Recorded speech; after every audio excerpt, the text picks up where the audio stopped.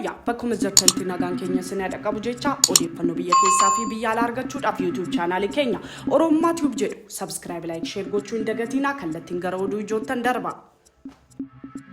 Biyya keessaan biyyoota addunyaa yoo feetu gara bitaa yoo feetu gara mirgaa yoo ishii gammachiise gara oliif gadi kan gootu United States of America kaleessa pireezidantii shaaraa dheenyatti muudameen Donald Trump biyyoota addunyaa guutuu uffata qoqqophii uwwistee uummata ishii gammachiiste ofiif dhaadannoo guyyaa seenaa qabeessa dhaaba Ameerikaaf jette yoo gammadaa fi ragadaa ooltu biyyoota Awurooppaa ta'e Afrikaa Eeshiyaa ta'e biyyoota baha giddu galeessaa Gulf Arabiyaa hundaarifatuun dhaabbatanii akka hafan gootee jirti. Kun akkuma jiru ta'ee taarifa biyyoota harka caaluun yoo ilaalamu kan Itoophiyaan wayya jedhamee taarifa qonnaa ta'e meeshaalee warshaa kamiyyuu irratti kan import fi export mi'oota ta'an hunda irratti taarifa parsantii 10 godhamee jira. Biyyoonni kanneen akka South Africa, Canada biyyoota taarifa parsantii 30-50 irratti kaa'amedha.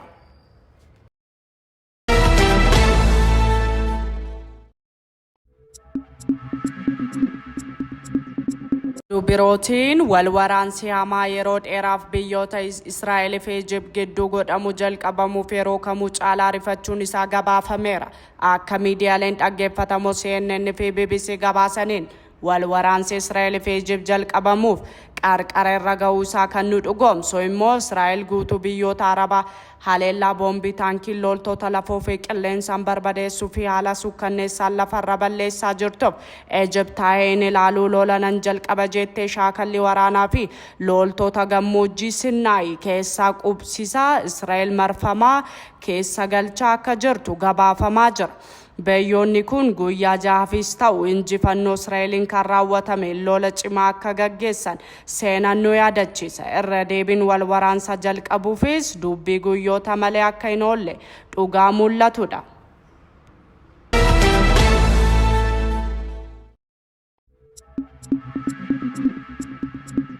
Dabalataanis mootummaa fi humni waraana Israa'el biyyoota akka Filisxeem, Libaanoos, Yemen, Libiyaa fi Sooriyaa irra deddeebiin barabaraan deeggaraa isaa mootummaa Ameerikaa waliin ta'uun haleellaa lafoo fi xayyaaraan dinagdee fi haga biyyoota jigsuu ga'uutti barbadeessaa barabaraan jira.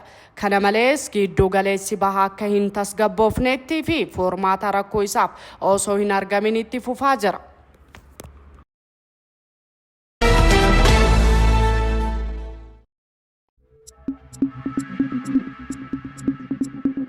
Aljazeera fi miidiyaalee biroon har'a akka gabaafamaa ooletti humni qilleensa Israa'el haleellaa boombii magaalaa Sooriyaa gudditti Damaasqoo keessa raawwateen gaamoleen mootummaa Sooriyaa fi buufataaleen fayyaa gabaa uummanni itti tajaajilamuu barbadeessuusaa oduu simbirtuun gabaafamaa jira. Dabalataanis mootummaa fi humni waraanaa Israa'el biyyoota akka Filisxeem, Libaanoos, Yemen, Libiyaa fi Sooriyaa irra deddeebiin barabaraan deeggaraa isaa mootummaa Ameerikaa waliin ta'uun haleellaa lafoo fi xiyyaaraan dinagdee fi haga biyyoota jigsuu ga'uutti barbadeessaa barabaraan jira.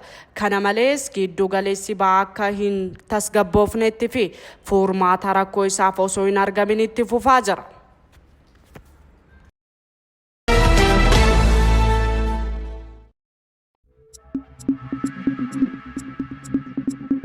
Aljazeera fi miidiyaalee biroon har'a akka gabaafamaa ooletti humni qilleensa Israa'el haleellaa boombii magaalaa Sooriyaa gudditti Damaasqoo keessa raawwateen gaamoleen mootummaa Sooriyaa fi buufataaleen fayyaa gabaa uummanni itti tajaajilamuu barbadeessuusaa oduu simbirtuun gabaafamaa jira. Dabalataanis mootummaa fi humni waraanaa Israa'el biyyoota akka Filisxeem, Libaanoos, Yemen, Libiyaa fi Sooriyaa irra deddeebiin barabaraan deeggaraa isaa mootummaa Ameerikaa waliin ta'uun haleellaa lafoo fi xiyyaaraan dinagdee fi haga biyyoota jigsuu ga'uutti barbadeessaa barabaraan jira.